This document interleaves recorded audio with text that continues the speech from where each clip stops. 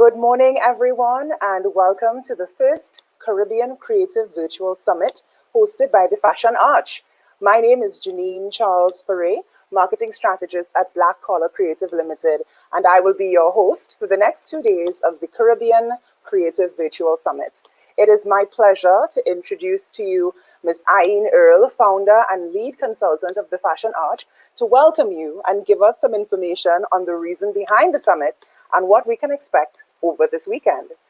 An avid supporter and advocate of Trinidad and Caribbean fashion and culture, coupled with her educational background in tourism and hospitality management, Aine thrives on attaining quality service, awareness, and acceptance of local talents and products.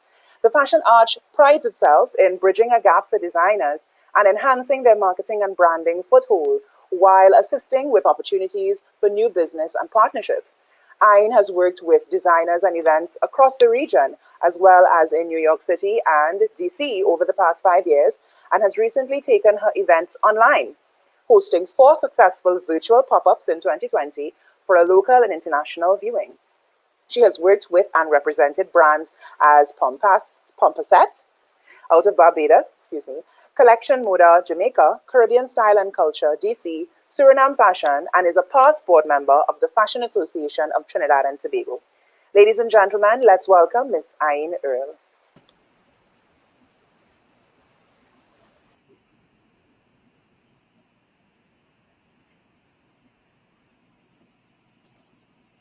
Thank you, Janine. Good morning, everyone. Resilience is distinct from mere survival and more than mere endurance. Resilience is often endurance with direction. A quote from Eric Cretins. Resilience, survival, endurance, direction, all powerful words, and even more powerful and distinct actions by which the creative entrepreneur thrives. Words which describe in airy detail our day-to-day modus operandi. Welcome each and every one of you to the Caribbean Creative Entrepreneur Virtual Summit. I am Aine Earl, owner of the founder of Fashion Arch. I'm both ecstatic and humbled to be your event host as we seek to reinforce resilience in keeping with the theme of this year's Global Entrepreneurship Week of events. As a fellow creative, the main focus of the Fashion Arch is to provide branding and marketing consultancy for creative entrepreneurs. Our mission is to connect and collaborate with creatives to design their success and expressions to increase overall achievement. So why are we here? We are here because great minds think alike. We are here because we all have a desire and a need to reboot, rethink, regenerate, and rise in our own creative spectrums. We all seek knowledge and support required to keep us going, keep us firmly grounded, and most importantly, keep us sane and ready to achieve success. Through this virtual summit, we hope to provide you with tools to grow your business, prepare you for increased economic success, encourage networking and relationship building amongst an awesome group of go-getters, and of course, last but not least, we seek to reinforce resilience. The fact that you're already here speaks volumes of your resilience and determination. Today, we welcome experts from across the region, creatives of varying artistic endeavors who utilize their innate abilities, skillful talents, and vivid imaginations to bring beauty and creativity to our world. Can you imagine a world without creatives? I surely can't. The creative entrepreneur adds a spice and flavor to the entrepreneurship pot. Our innovation and creativity is unrivaled and cannot be easily categorized. We are thought leaders and the inspiration within our entrepreneurship realm. Each and every one of you here today has contributed in your own way to building and enhancing our creative sector. Today, we acknowledge your strides towards achieving your purpose. Can we take some time to honor our own achievements and the achievements of our fellow counterparts with a virtual round of applause? We must also recognize and thank Youth Business Trinidad and Tobago and the Global Entrepreneurship Week for providing us with the opportunity to be a part of this week of events and giving us a platform to celebrate, support, and equip you, the creative entrepreneur, for success. I would like to say thanks to our sponsors, TCJ Events and Posh Caribbean, our host, Black Collar Creative, for their contributions and efforts toward making this event possible. As entrepreneurs, and specifically creative entrepreneurs, we understand better than anyone the need to learn from those who have gone before and have succeeded along the path we wish to trod. We have lined up for you a phenomenal range of speakers and presenters who will be sharing and guiding you through a list of topics specifically and thoughtfully chosen with you in mind. So have your pen and paper close at hand. Have your mind set to open to receive all of these gems. Remove all distractions and tune in attentively. Trust me, you don't want to miss a word. Let's officially open the virtual doors and begin our journey through the next few days. May we all leave in a better position than we came. May we all take the knowledge shared and use it to our advantage to keep us moving forward. See you on the side of immense growth, clarity of mind, strengthened community, and overwhelming success. Welcome to the Caribbean Creative Entrepreneur Virtual Summit. Thank you. Thank you, Ayn. So let's get started. We will now welcome our first speaker, but before I do that, just some housekeeping. If you have any questions, please feel free to use the comments tab on the right side. You will also be prompted by your moderators during each of the sessions to use the Q&A tab. If any questions are missed, we will try our best to cover them tomorrow or get the questions onto the relevant speakers so that they can answer them for you. We begin with our keynote speaker, academic researcher and consultant in Caribbean creative economy development, Dr. Joanne Tull, who will be covering a very important topic for us, the resilience of creative industries. Of course, our key theme for today. Dr. Tull is an academic researcher and consultant in Caribbean creative economy development with a particular interest in festival entrepreneurship, festival statistics, cultural heritage and development, cultural industry impacts, and creative entrepreneurship and strategy. She's a published writer in the area of festival event evaluation and cultural resources and is currently the academic coordinator of the undergraduate Carnival Studies program, as well as the postgraduate diploma, Arts, Culture, and Enterprise Management at the Department of Creative and Festival Arts, University of the West Indies, St. Augustine campus. Welcome, Dr. Tull. We're so pleased to have you join us this morning, speaking with us on that very important topic, the resilience of the creative industries. Dr. Tull? Yes, good morning to everybody. Thank you Good for morning. having me. And I'm just going to share my screen, not to delay. I'm Yes, very please do. excited to be here. And of course, the topic of resilience has recently become, I would say, a buzzword, yes, but it is something that had weighed on my mind a little bit before we found ourselves in this situation, and I will certainly share that with everyone. Let me just say a special good morning to all the Caribbean creatives and the creative entrepreneurs who are here in the virtual conference space with us, and of those who may see it. I understand it's being recorded. And I know that we would have been in the throes of planning for various aspects of the festival ecosystem at this time, certainly in Trinidad and Tobago. Coming up would have been Carnival, before that Parang season, and somewhere in the midst there, Christmas. Linking the two for those who would, of course, operate in the Parang Soca subsector. And of course, not to be forgotten, are the varied and numerous market demands on our indigenous creative and cultural goods and services that have stimulated growth in the Caribbean socioeconomic milieu. And, I have started there because hearing that sounds like, oh, how wistful could we get back there? So here we are in a moment, an extended moment, I would say, being forced to pause, to reflect, to contemplate, albeit a very expensive undertaking for our Caribbean CCIs. And of course, we know we're not alone. The most recent global data, for those of you who know me, know that Doc loves to count. And if she hasn't counted it, she's going to look to see who has. And the data is very much what we know. As we say sometimes in the Caribbean, who feels it knows it. That almost in a blink of an eye, the creation, production, and dissemination of creative goods and services has been drastically curtailed. In some countries and sectors, shot into oblivion of inactivity. And as you can see, the data here on the screen is quite telling. You see in some zeros behind some of those numbers there in terms of losses of jobs, in terms of loss of revenue, and of course, it is quite startling when one thinks of the sectoral impact of the pandemic. And what of our creatives?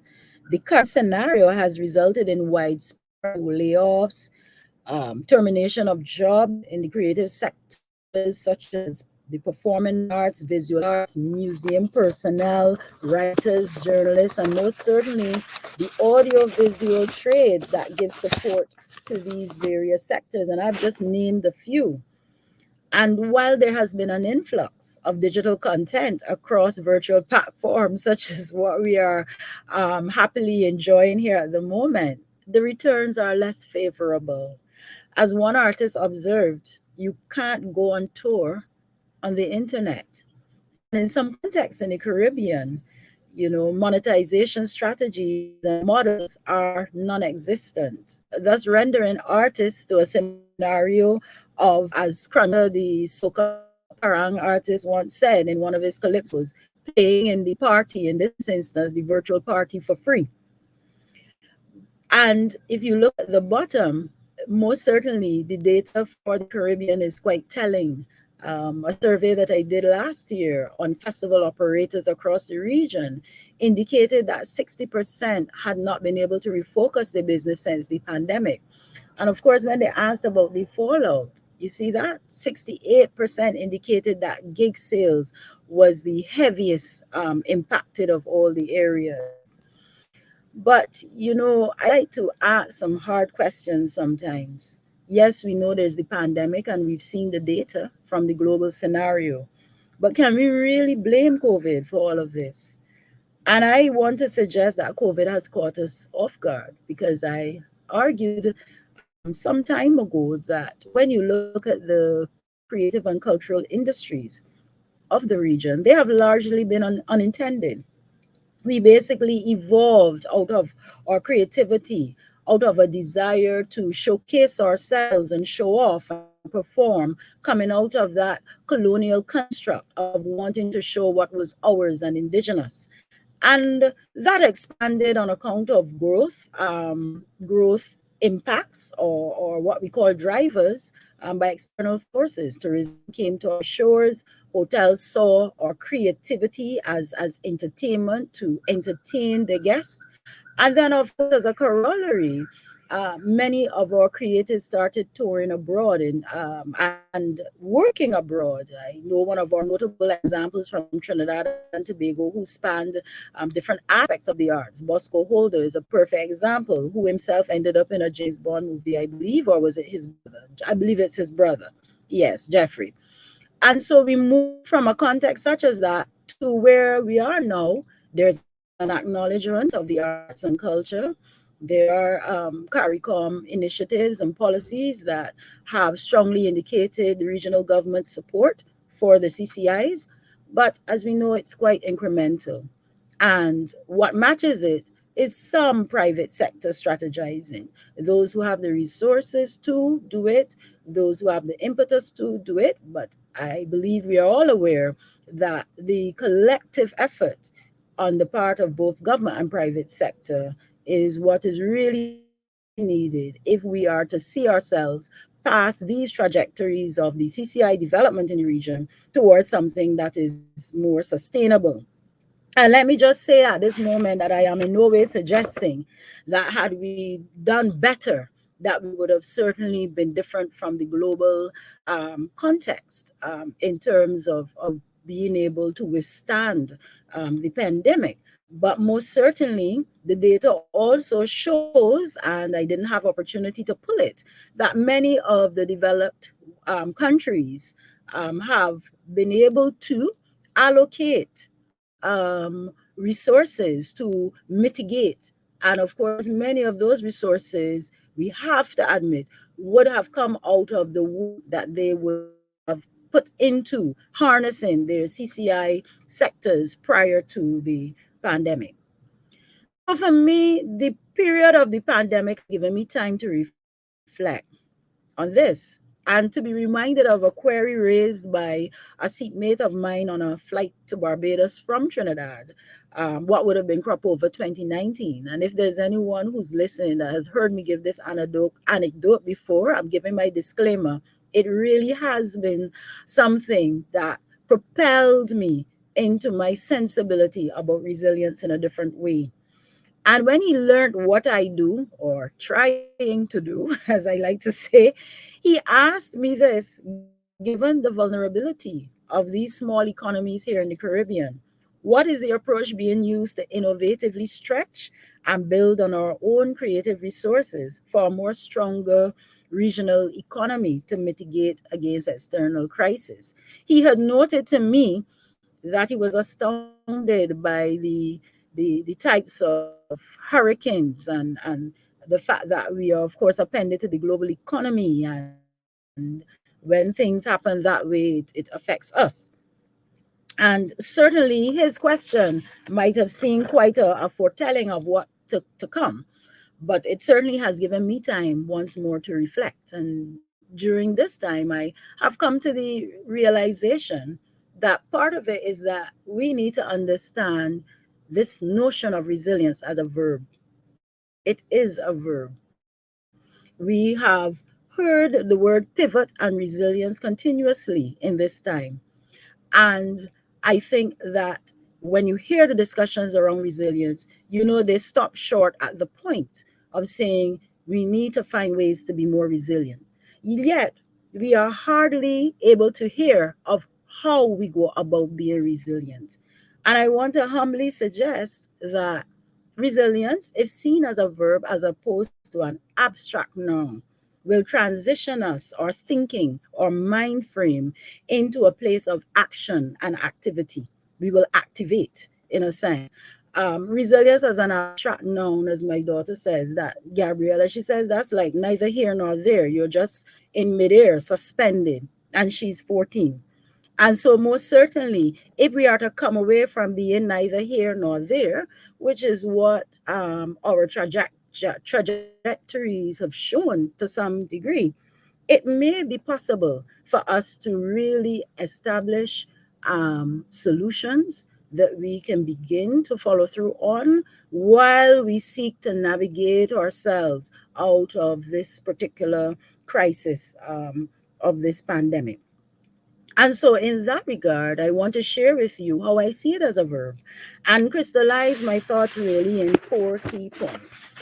And the first is this: although we know this is a health crisis for which medical advice and health and safety solutions are critical to driving the future to normal, we can't overlook the fact that the techno-economic trajectory, that being the digital environment that was always there, always being the thing that drove the expansion of the CCIs across the world, as well as the shifting marketplace requirements. I mean, if we take Carnival, for example, you don't have to wait to come to Trinidad to get a Carnival experience now. You can go on a ship, or you can go to Ibiza, you can even go to Dubai.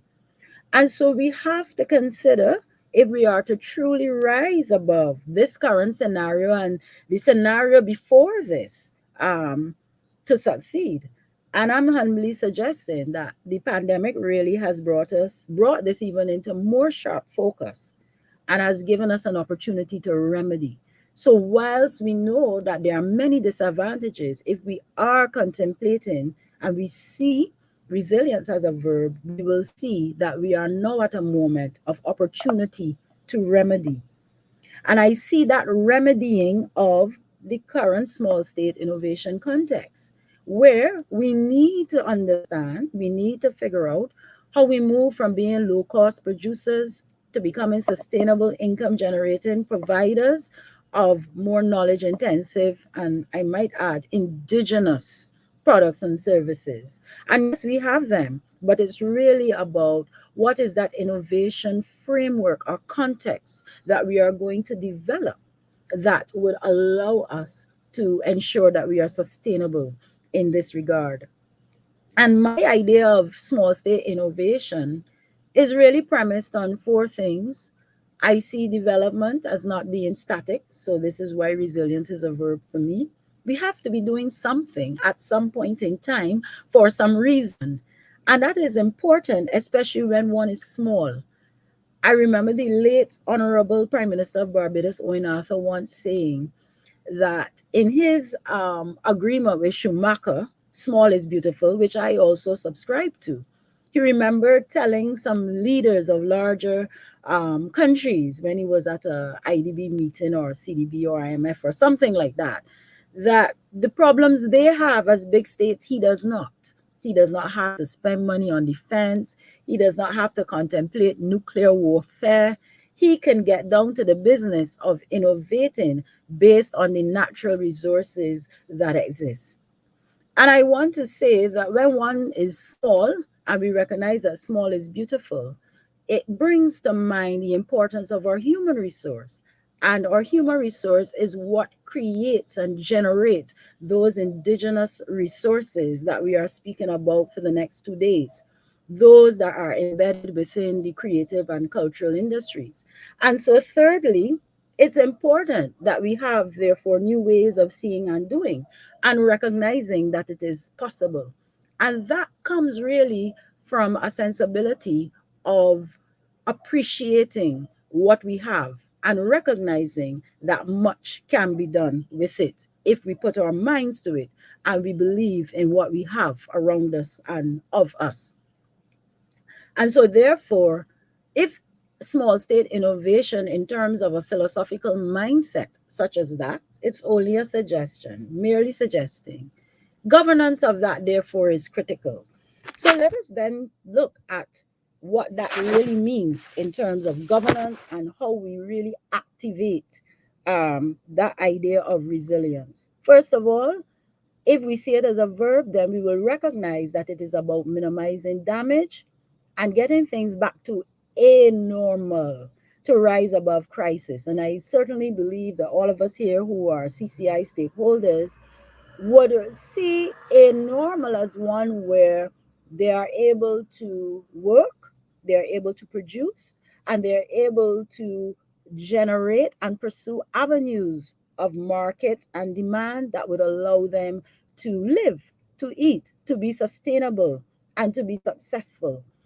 And so my 3 pointers in terms of development is not static and small is not beautiful, not ways, new ways of seeing and doing, are my philosophical underpinnings for why I see resilience as a verb. Now we are at a place of damage control, building up the CCI ecosystem, but we also have to think of the then in the now. I see, therefore, resilience as a strategic engagement embedded in the issues of innovation governance, as I've said before, in terms of the philosophical mindset that I would have mentioned before, and of course, lastly, as I was just mentioning, that our future is actually now, that we begin to contemplate those futures in the now, so that when we get to then, we are in a better position to measure whether or not we are really truly on a path of resilience. And so, thirdly, I want to make suggestions as to how that now is activated. And recognizing that we're in a planning mode in particular, the work of measuring and evaluating has to be done. And I believe all of us here know that we have often been quite weak in that regard. We measure sporadically, we measure when someone externally suggests that we do, we measure or we assess if we're told we're going to be getting something for the sectors, but we don't measure day to day to be able to inform policy, to be able to inform and argue for the sectors at the governance level. In cabinet, for example, when budgets have to be decided, it's important that the actualization of measuring is recognized as a day-to-day thing as we breathe air, because without the counting, without the assessment, it's very difficult to make a case for why something is of value. It really is important that we move beyond the emotionality whilst we love what we do and whilst we want to be appreciated for what we do, that there is a point at which our governance infrastructures recognize that the measuring has to happen to back what we know in our day-to-day existence in the CCIs. And so the now requires that context analysis, measuring that audits, that literally identifies what exists in the CCI's ecosystem in terms of how many are employed, who is employed, what areas are they employed in, who is moving into the digital environment now, who's exporting, who is working in other in aspects of the region's CCIs, and so on and so forth. But if we are to get to the then, we have to see transitioning as the second mode of action built in resilience. And that has to do with capacities and systems building. Certainly, if I may give a plug, we at the UWI seek to do that at DCFA in our Arts and Cultural Enterprise Management program.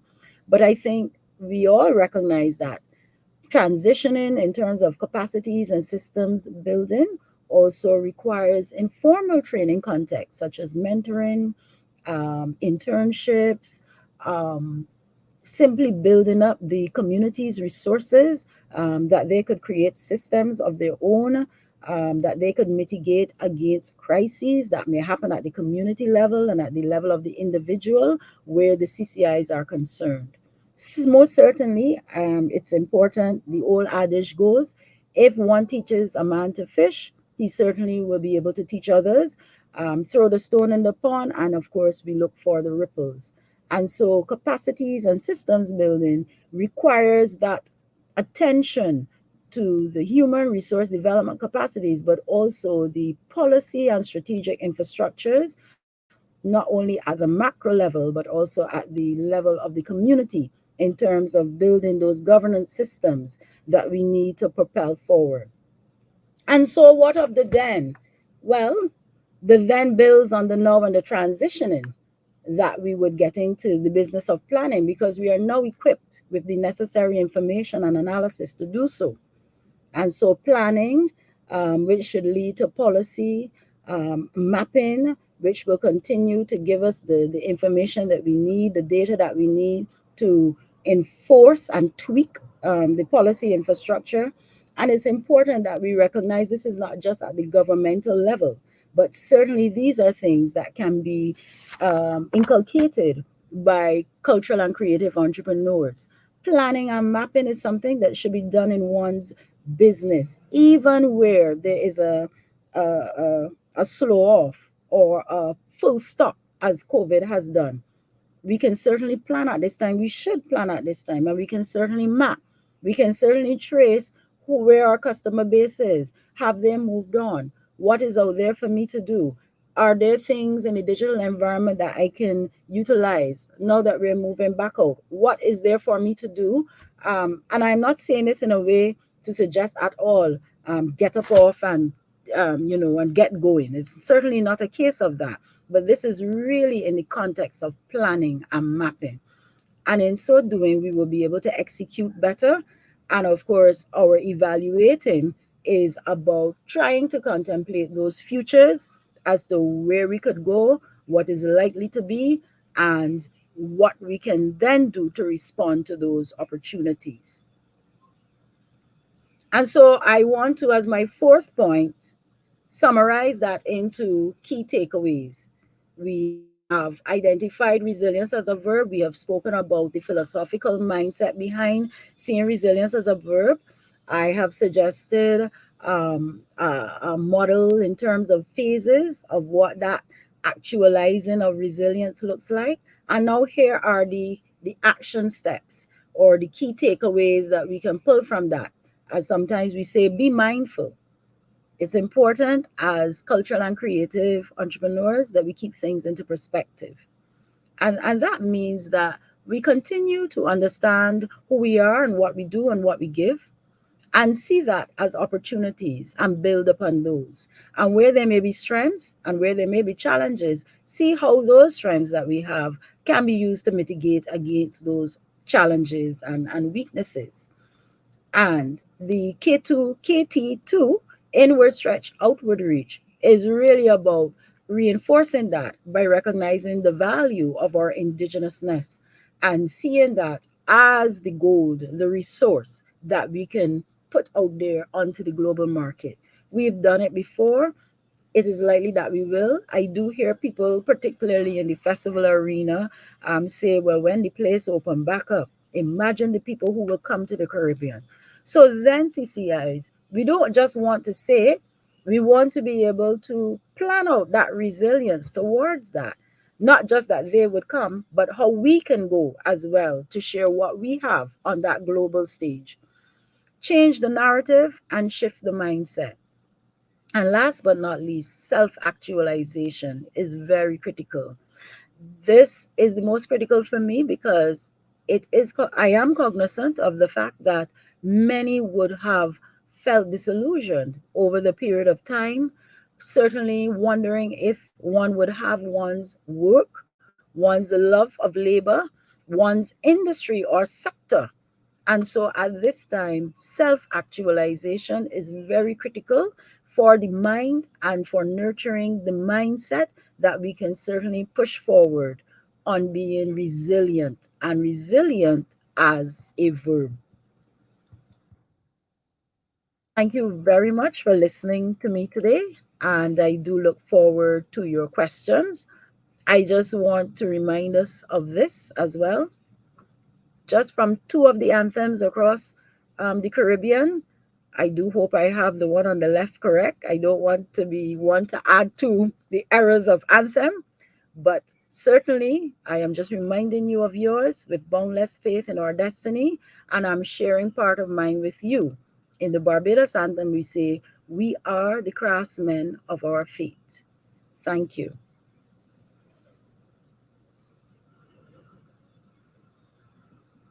Presentation and for your insightful and necessary contribution to today's discussion.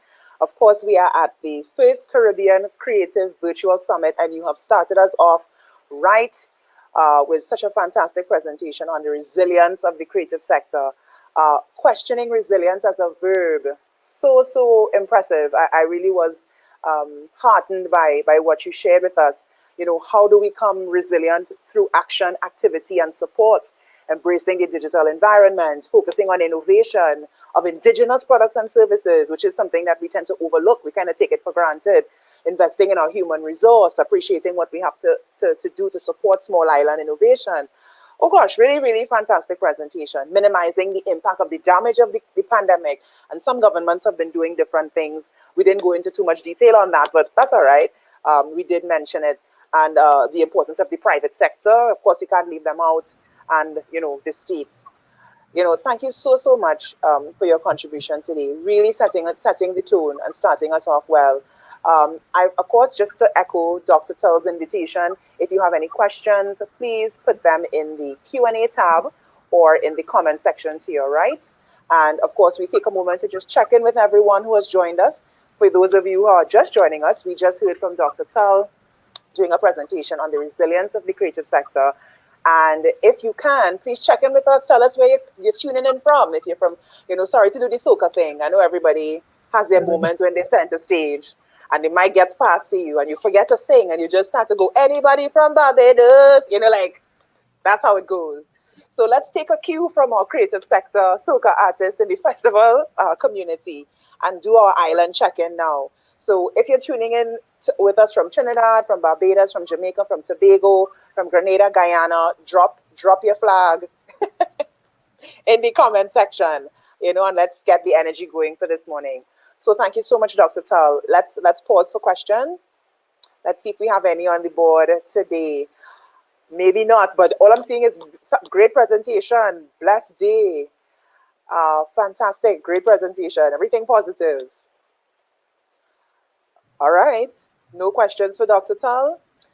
Dr. Tull, perhaps I can ask you a question. Okay, so in your presentation, you spoke about the private sector, and I'm really interested there because we've seen a lot of focus on government, where you have, okay, the government must do this and the government must do that, and creatives are very accustomed to, rightly so, making demands.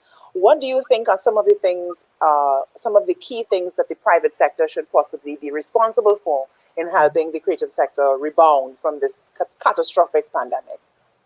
Right. That's a great question. Thank you very much for that, Janine. Most You're welcome. certainly, particularly in the latter part of my presentation, the last two slides are very much applicable to private sector activity. A government can self actualize, I suppose, but we know that if there are to be strong sectors, it really is important that those on the ground are very clear about where they're going.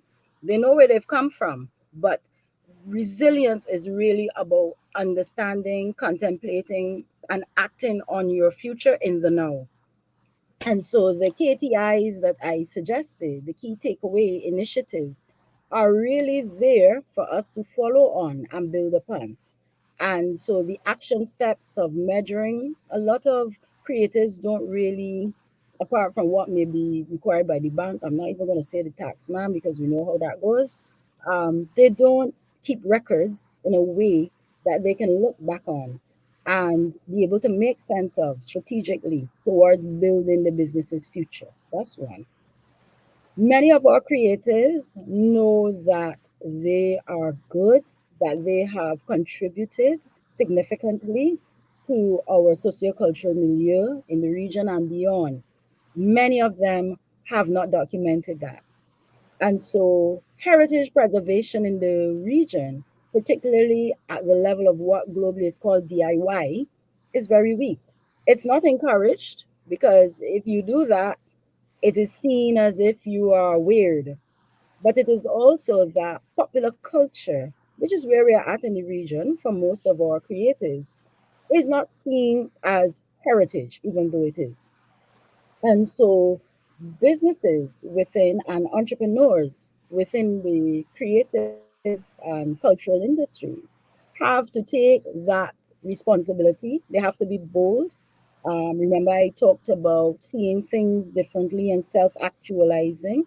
When you start to document who you are and what you are about, that is a form of self actualizing because that then becomes a repository of value that you can have valued and you can use to take to a bank, that you can use to support research that we need across the University of the West Indies, or five wonderful campuses. I'm putting in a plug for UW here, that you could make good on that architecture that was created at the level of CARICOM, CSME, where you are able to move from place to place. And so that just that alone is something that one can certainly undertake. We have persons who do it, yes, but it is not as widespread. That is true. Thirdly, um, creative entrepreneurs need to take care of themselves. And when I say that, this is on the personal, professional side. Resilience is also about the being. I, as an academic, for example, if I may allow to give a personal anecdote, believe in work life balance because I see my tool being the brain. So if I don't rest or I don't balance, I can't come and do what I'm doing this morning. Creatives too have to take care of themselves that way. Engage with the financial sector in terms of insurance policying, invest when you can, how you can. There's no pressure. No one says it has to be 30K in a jump, but bit by bit you go. It may not make a difference in a context of a crisis, but you will feel better knowing that, to use the Trinidadian phrase, you have a little kakada somewhere there. And so these three or four points I've made there are really important when you have to show up yourself and show off for governments because it is almost then as if the sector appears to be doing in spite of, for spite of. Thank you so much, Dr. Tull. Fantastic response. I'm not sure if there's another question in the chat, but before we address that question, I do have one more for you. Sure. A part of your presentation, it was so charming. Doc likes to count.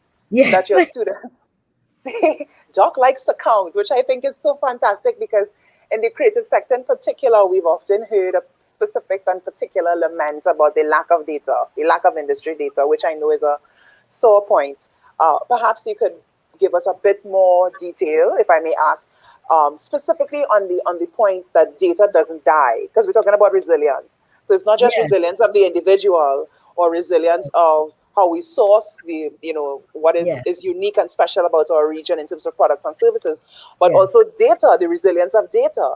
yes, Oftentimes people tend to dismiss data and say, well, yes, that old, that's 2014, yes, even though that's like less than 20 years ago, which yes, means it's still relevant. If you yes, consider, and you spoke about the national anthems, Trinidad and Tobago is about to be, turn of the century type of age in terms of yes, independence. yes. Data that's less than 20 years old still becomes critically relevant. Can we talk about I, the resilience of data? definitely, I think I may quote you, Janine. Data You does not can feel die. free. Data Data doesn't die. does I not always say that die. to people. So whenever I'm saying, people say, Yes, "Oh, see, I saw old data from 2011." I'm like, yes, "Bruh, 2011 was right the other day. It was just the yes, other day." yes. But it's most important, again, I like to see myself as a philosopher, to know where you're going and knowing where you are, you have to know where you've come from. So the historical data is important in the sense of being able to spot the trends. Is the historical data that I would have used to most certainly be able to come to the conclusion that the cultural and creative economy in the region was largely unintended. There really was no effort or interest to harness these aspects of our human excellence um, into spheres of economic and productive activity, even though the rest of the world was most certainly doing that. And the data remains critical to all of that. Measuring is knowing. If you don't count, you can't know it. And so, simple things, even for CCIs. Um, how often do you count how many people come on your site or your page? How many people land a comment? All of that is data. You see, we only see the dollars and cents part as important, and I'm not saying it's not. Of course, we want the ching ching. I am an advocate of that. But what is also important to help drive that, I'm not just at the level of the entrepreneur, but certainly for governance, proper governance, sustainable governance, is utilizing data, everyday data, that would allow for you to have a clear sense of what you are about. I still utilize, not necessarily extensively, but you do go back and look at work that myself and Dr. Nurse would have done on many of the festivals across the region, simply because you can look at that and see whether or not the recommendations that you would have made, if you see that trajectory shifting in terms of a festival economy. And so data is something, and as a matter of fact, data resilience, if I may conclude by saying this, requires that we pump the money into the institutions and into the personnel that do the counting. We bridge that disconnect between those who are statisticians and those who are cultural officers, because the cultural officers know that the arts and culture are important, but they don't know how to measure, and the statisticians have no clue about it. As a matter of fact, they would tell you that their measuring comes on account of what they've been told to measure, and arts and culture is not necessarily there. And that's So unfortunate. it is. And it is also why we don't have satellite accounting systems as yet, um, for this aspect of our economy. And so when we measure, that can't land in a central bank report because it's not following the macroeconomic frameworks that they will be using for other sectors. I'm not going to call any sector's name today because I could that call happens. it energy. That's all right. I could call it energy. Mm. Yes, and so okay, and I'm going to put this out there. Energy is not really a sector in places like Barbados. It's there, but but it's still not there. So resilience is also not only about building up your data, building up your capacity, but also building up the framework, the infrastructure that would allow for that data to really speak to what is going on in these sectors. Dr. Tull, Dr. Joanne Tull, ladies and gentlemen, joining us as our feature speaker for today at the first Caribbean Creative Virtual Summit. Thank you so, so much for You're joining us, welcome. It was a and for complete sharing honor. of your, Yes, and sharing your time and talent with us, and your research and your words and your encouragement to the creative sector. Not Yes. many people will tend to go into the creative sector on purpose, especially Yes. in an academic or a business field. Yes. So we value the arts administrators, researchers, and academic personnel that surround our industry to guide us in the right way to go and to lobby on our behalf. Thank you, Dr. Tull. You're most welcome. And thank you to everyone who were listening. And it really was a pleasure being here. And I do wish Ian and Janine and the rest of the team a very successful 2 days. Most certainly looking forward to sharing this with my classes where it's relevant when it's recorded. Thank you Excellent. very much. And everyone, do have an enjoyable conference. Thank you.